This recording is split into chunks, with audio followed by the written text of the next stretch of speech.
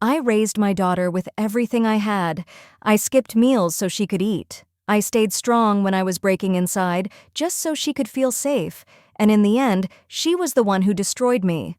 This is the story of how my own daughter betrayed me with the man I trusted the most. My name is Miriam. I became a mother at 22. Her father left before she could even say her first word. From that day on, it was just me and my daughter, Lena, against the world. I worked 2 jobs.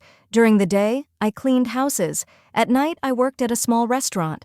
Every coin I earned went to her school, her clothes, her dreams.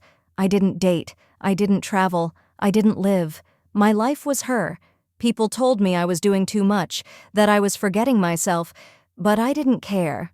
A mother's love doesn't ask for rest. When Lena was 16, I met Daniel. He was calm, polite, always smiling. He listened to me in a way no one ever had. He respected my daughter, or at least that's what I believed. He helped her with homework, drove her to school when I worked late, and bought her gifts I couldn't afford.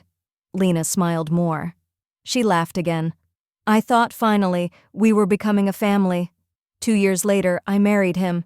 That was the biggest mistake of my life. At first, everything felt perfect. We ate dinner together. We talked. We laughed. I felt safe for the first time in years. But then small things started to change. Lena began dressing differently. More makeup, shorter skirts, tighter clothes.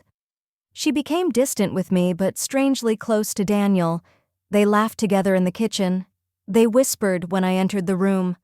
When I asked questions, she snapped at me. "Why are you always suspicious?" she said. "You're embarrassing." Daniel always defended her. "She's just growing up," he told me. "Don't be so hard on her."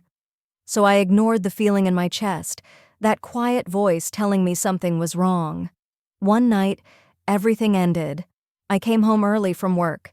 The house was silent. Too silent. I heard music coming from the bedroom, our bedroom. I called Daniel's name. No answer. I opened the door, and my world collapsed. They were there, together, in my bed. My daughter froze. Daniel couldn't even look at me. I don't remember screaming. I only remember falling to the floor as my heart shattered into pieces. What hurt the most wasn't just the betrayal. It was her face. She didn't cry. She didn't apologize. She looked at me and said something that still haunts me. "You were never enough for him," she said, "and you were never enough for me." Daniel stayed silent. That silence cut deeper than any words. They packed their things and left together that same night. Years of love, gone in minutes. After that, I disappeared into darkness. I stopped eating. I stopped sleeping. I stopped caring. I blamed myself. I asked what I did wrong as a mother, as a woman, as a human being. But pain has a strange way of shaping people.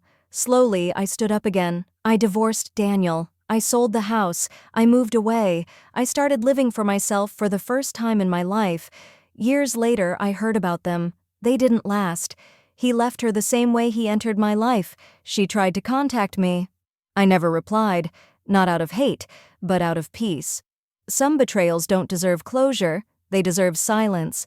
Sometimes the deepest wounds are not caused by enemies, but by the people we loved the most.